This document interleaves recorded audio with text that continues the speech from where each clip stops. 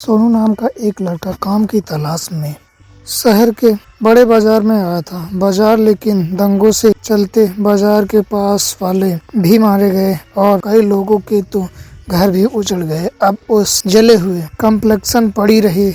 पहले तो कुछ लोगों ने सोचा कि खाली इमारत को इस्तेमाल किया जाए। वह वहां पर सब गए तो सही, लेकिन 2 दिन से ज्यादा नहीं टिक पाए। उनका कहना था कि उन दीवारों से आज भी आग की लपटें निकलती हैं, लोगों की चिल्लाने की आवाज गूंजती है, यहाँ तक कि उस बिल्डिंग के अंदर दंगा से सांस भी नहीं ली जाती।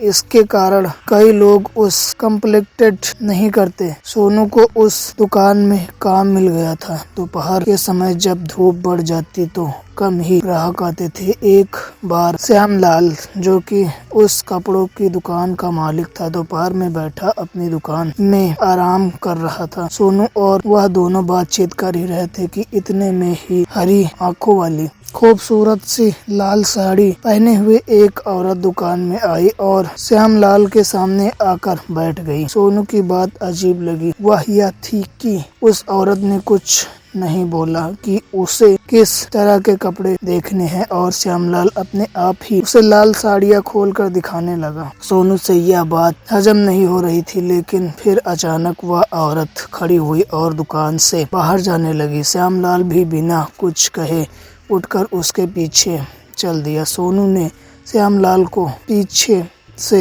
कई आवाज लगाई, मगर उस पर कोई असर नहीं हो रहा था। जब सोनू की आवाज थोड़ी तेज हुई तो वह औरत पीछे पलटी और सोनू की हालत खराब हो गई। अचानक ही उसे पसीने आने लगे और वह नीचे बैठ गया। उसने उस औरत की आंखों का रंग बदलते हुए देखा। उस औरत की हरी आंखें अचानक से नीली हो गई थी। यह देखकर सोनू सहम गया और दुकान के अंदर ही सन सा खड़ा हो गया। सोनू दुकान को अकेले नहीं छोड़ना चाहता था, इसीलिए वह बाहर उठकर नहीं आया। थोड़ी ही देर में कई सारे लोग के आगे भागते हुए नजर आए। एक दुकानदार भागते हुए आया और उसने सोनू को बताया कि कॉम्प्लेक्सन पड़ा है। यह कहा ही था कि आग लग गई, लेकिन वहाँ कॉम्प्लेक्सन पड़ा था, ऐसा कुछ भी नहीं था। पर सोनू का डर बढ़ने लगा था। वह जाकर भी उस हरी आंखों वाली औरत को भूल नहीं पा रहा था। अगले दिन दोपहर के वक्त सोनू ने दुकान के सामने से फिर उसी औरत को जाते हुए देखा। सोनू डरा हुआ था, मगर वह उसके बारे में जानना चाहता था, तो उसने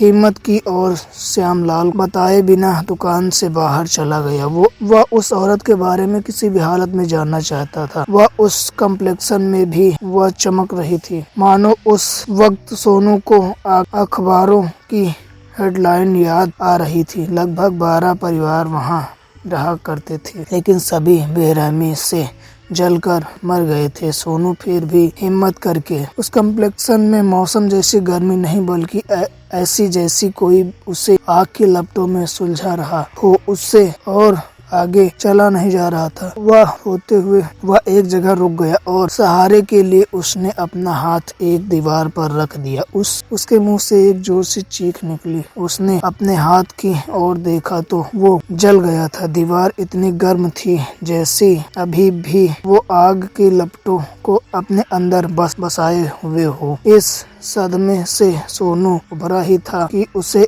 एक औरत की लाल साड़ी नजर आई और वो वहां से भागने लगा और भागते हुए उसे एक चीख सुनाई दी। वह इन चीख को पार करते हुए बड़ी हिम्मत करके वह एक कमरे में पहुंच गया। घुसते ही उसने दरवाजा बंद कर दिया ताकि उसे कोई आवाज न आए। कमरे की झुलस गर्मी बढ़ती ही जा रही थी। सोनू उस कमरे की खिड़की खोलने के लिए आगे बढ़ा तो अचानक ही उस पूरे कमरे में आग लग गई। कुछ ही सेकंड में पूरा कमरा धुआं और आग के लपटों से भर गया था। चीख की आवाज अब सोनू की थी, जो अधमरा सी हालत में दरवाजे की ओर रेंग कर बढ़ रहा। आगे से धुएं की आवाज से उसकी सांसें और कम होती जा रही थी। इतने में वो दरवाजा खुला, लेकिन वो हरी आंखों वाली औरत अपनी लाल साड़ी पहने उसके सामने खड़ी थी। सोनू ने मदद की गुहार मांगी, मगर उसकी आंखों में भी वही ज्वाला दिख रहा था, मानो वो सोनू से